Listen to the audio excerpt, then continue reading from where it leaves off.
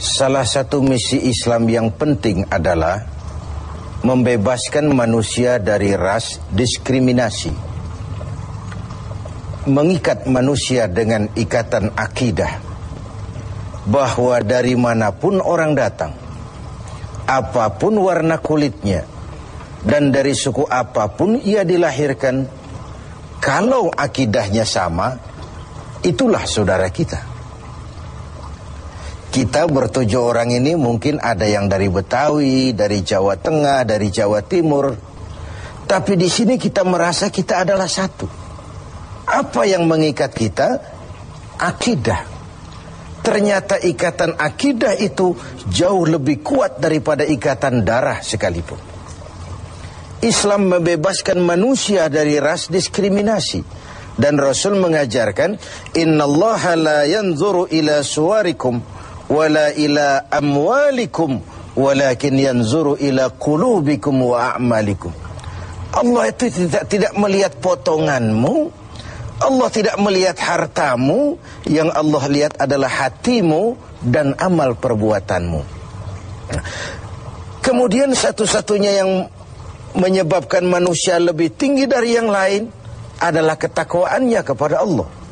Sehingga dalam Al-Quran dijelaskan, inna akramakum indallahi atqakum, yang paling mulia di antara kamu dalam pandangan Allah adalah yang paling bertakwa kepadanya. Nah, kita tahu binatang saja harganya nggak sama kan. Sapi itu yang paling mahal, yang badannya paling gemuk, karena harga sapi pada dagingnya. Tapi ada perkutut lebih mahal dari sapi, padahal perkutut dagingnya sedikit, benar. Kenapa bisa terjadi? Karena harga perkutut tidak pada dagingnya, tapi pada suaranya. Lalu di mana harga manusia? Yang paling gemuk boleh saingan sama sapi. Pada suaranya tentu tidak. Allah maha benar, inna akramakum indallah atqakum. Yang paling mulia di antara kamu dalam pandangan Allah adalah yang paling bertakwa kepadanya.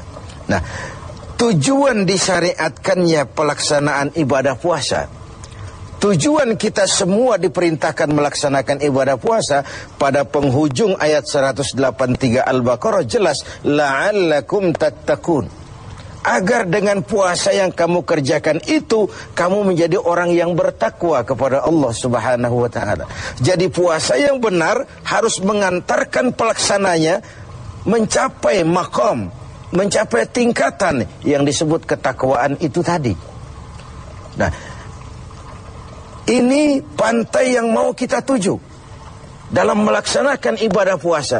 Jadi puasa berhasil apabila ia mengantar pelaksananya menjadi orang yang semakin bertakwa kepada Allah Subhanahu wa ta'ala.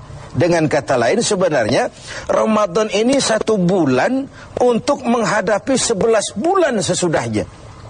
1 bulan untuk menghadapi 11 bulan sesudahnya. Di sanalah cerminan ketakwaan itu nanti akan nampak. Sebelum kita lanjutkan berbicara tentang takwa ini, barangkali di antara adik-adik kita yang hadir ada yang akan mengajukan pertanyaan di seputar ketakwaan ini. Dipersilakan. Ada? Ya, silakan. Assalamualaikum warahmatullahi wabarakatuh. Assalamualaikum. Saya mau nanya ini Pak Kiai, kalau orang yang bertakwa itu apakah mengalami skeptis dalam menghadapi kehidupannya? Ya. Demikian. Apakah orang yang bertakwa itu lalu skeptis dalam menjalani kehidupan? Kira-kira gitu maksudnya. Iya. Saya ingin menyatakan bahwa lebih dahulu bahwa sekarang ini banyak orang menggunakan kalimat agama untuk maksud yang tidak sama dengan maksud agama. Lalu terjadi pergeseran nilai. Misalnya yang secara umum kita sudah salah kaprah. Orang meninggal biasanya dikatakan telah berpulang ke rahmatullah. Rahmatullah itu kan artinya rahmatnya Allah, kasih sayang Allah, dan itu artinya sorga. Nah, kira-kira kalau koruptor mati, apa iya pulang ke rahmatullah itu? Kita kan sudah menggunakan kamuflase, kalimat yang tidak sama dengan maksudnya itu. Demikian juga kalimat takwa ini. Kalau kita kembali kepada pengertian takwa yang didefinisikan para ulama, takwa itu adalah kemampuan, mengerahkan kemampuan maksimal untuk melaksanakan apa yang diperintah Allah dan menjauhi yang dilarangnya. Itulah takwa itu.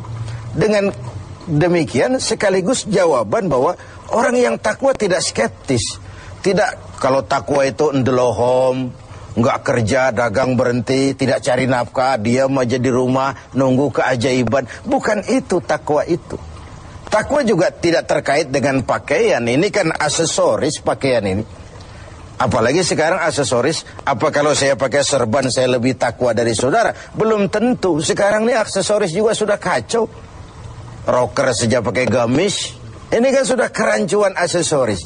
Jadi sama sekali itu tidak terkait. Dengan demikian orang yang takwa bukan orang yang skeptis. Dia malah harus orang yang optimis menghadapi kehidupan. Karena sesungguhnya yang namanya takwa, kemampuan melaksanakan yang diperintah, kemampuan menjauhi yang dilarang olehnya. Nah, ini sebuah gambaran bahwa disitulah harga manusia itu. Pada kemampuannya menjadi pelaksana yang diperintah Allah dan meninggalkan apa yang dilarangnya. Sehingga kalimat ini kita dudukan, kan ini takwa ini pun sudah jadi lalap di mulut bangsa kita ini.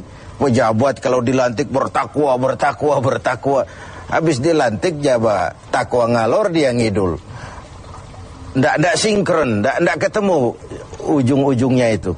Nah, baik, saya kembali. Jadi jawabannya, orang yang bertakwa bukan orang yang skeptis, tapi orang yang malah rajin berusaha, giat bekerja, karena dia tahu takwa itu kemampuan melaksanakan yang diperintah, kemampuan menjauhi yang dilarang.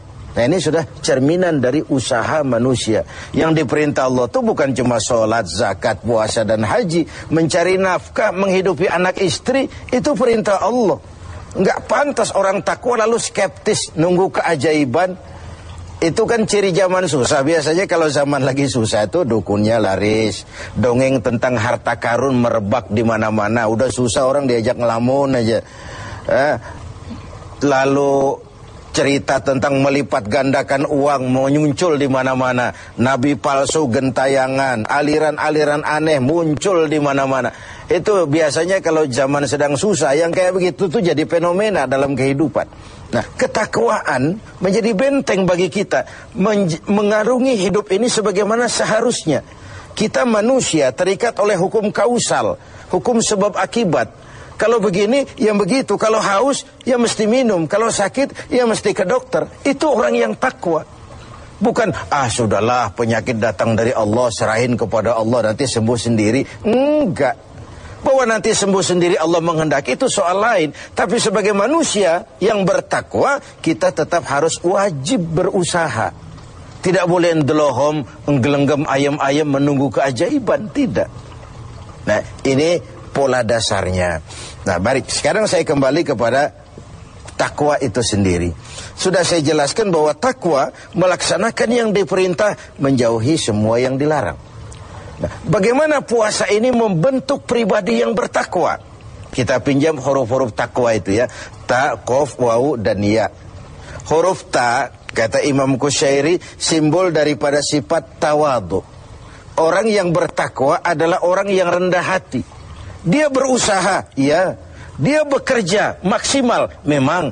Tapi dia sadar bahwa semampu yang dia lakukan adalah berusaha dan berusaha. Kepastian itu haknya Allah. Nah, ini bedanya kita dengan yang lain. Kepastian itu hak Allah. Yang kerja saja belum tentu dapat, apalagi yang nggak kerja. Kira-kira logikanya begitu. Sama dengan kalau orang bilang, lo sholat juga belum tentu masuk surga. Ada suka orang usil, iya, yang sholat saja belum tentu masuk surga, apalagi yang nggak sholat. Kan begitu logikanya. Orang yang bertakwa itu dia terpacu. Nah, timbul sifat tawadu, rendah hati, dibentuk oleh pelaksanaan ibadah puasa ini. Kenapa? Puasa ini kan, ya Allah, baru sehari nggak terkena makan, nggak terkena minum, sudah begini lemah rasanya diri. Lalu apa yang mau disombongkan di hadapan Allah? Nah, timbul sikap rendah hati. Ini mentalitas takwa. Dia bekerja, dia berusaha, dia gunakan teknologi canggih, dia pakai manajemen yang paling modern, dia pakai tenaga yang profesional, tapi di balik itu dia sadar betul kepastian cuma hak Allah. Maka usahanya selalu diiringi dengan doa agar keberhasilan tidak membuat dia lupa diri, kegagalan tidak membuat dia putus asa. Inilah nikmatnya takwa itu. Keberhasilan tidak membuat lupa diri dan kegagalan tidak menjadikan dia putus asa. Selalu melihat hikmah di balik apapun yang dia hadapi itu. Rendah hati. Makanya di hadis qudsi dikatakan, aku cinta orang yang rendah hati, aku lebih cinta kepada orang kaya yang rendah hati. Aku benci orang miskin, tapi aku lebih benci orang miskin yang sombong. Aku benci orang sombong, aku lebih benci orang miskin yang sombong. Jadi kalau ada orang kaya rendah hati, wajar saja. Orang kaya nggak sombong, kan pantas. Orang miskin nggak sombong, pantas saja.